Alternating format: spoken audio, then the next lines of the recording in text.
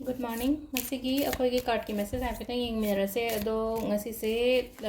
yumja kaishan numit ko ado yumja kaishan numit se akhoi na setkadaba color hairagadi ashangbagumba setpibe yai ko ado hana sum yengbangai di khangbudi khangbiramani haidi numit se numit ki nungtige na haibase haidi dum chimba puren hair ko su yawe ko ado anoba sum yengba yawramaga di adugi damakta sum nungtige sum haigramne so haire ko haidi ngasi di asangba setkadabane haida kawramaga su ningjang reminder ama oina haida ningjang nabagi haitare ko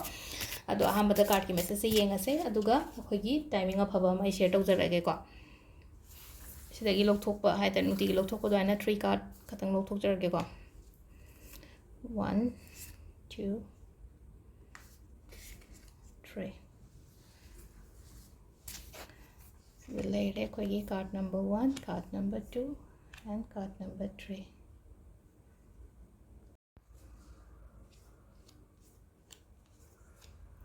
sida later akhoi card ahum se ko ando ahamba first ki se ko first ki message se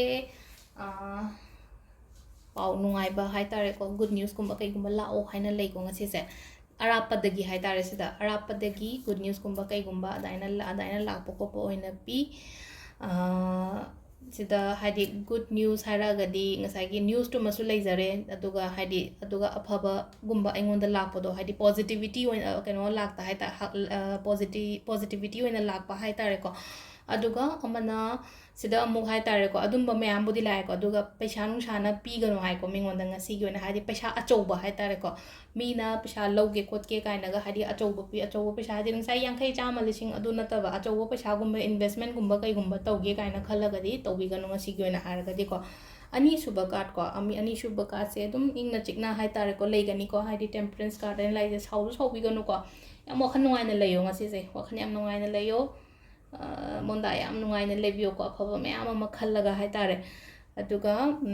haidi ko adumaina haidi aina shanti oina leiraga haidi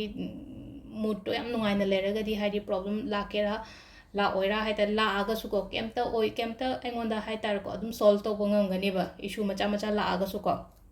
aduga ahum subagi sina ko ahum subai su dum yamna positive oina la ko haidi pasana imung manung shi chana na leiba khotpa husband wife angang kari grasi leise ko aduga haidi pochai gumba leige khotke haina plan gumba leraga di ngasi dum lobi be ai leibi be ai ko la o haiba su lei ko haidi leiga da baga leraga di pot anu gumba hai tare ko yumda pusalakpa yumda changakpa hai tare ko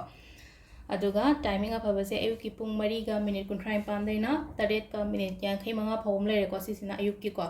ado ayuk angan bagi hai tare ko adagi mu 8 ga minute 36 dena 38 ga minute 38 phawum lere adagi nundhin talaki na 2 ga minute 19 dagina 5 ga minute 95 phawum lere adugi matungda amuk 8 ka minute 3 dagina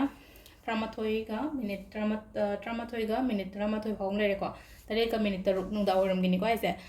evening ki 8 ka minute 3 dagina nungdang ahingi pung 38 ga minute 38 phawum lere adagi 1 ga minute 53 dagina pung 3 ga minute 13 phawa sisina nongalamdai ko haidi nongalamdai agadi 1 ga minute 53 to 3 ga minute 13 phawa sisima ko adu sida leire koigi ngasi gi card ki message ko ma'am thank you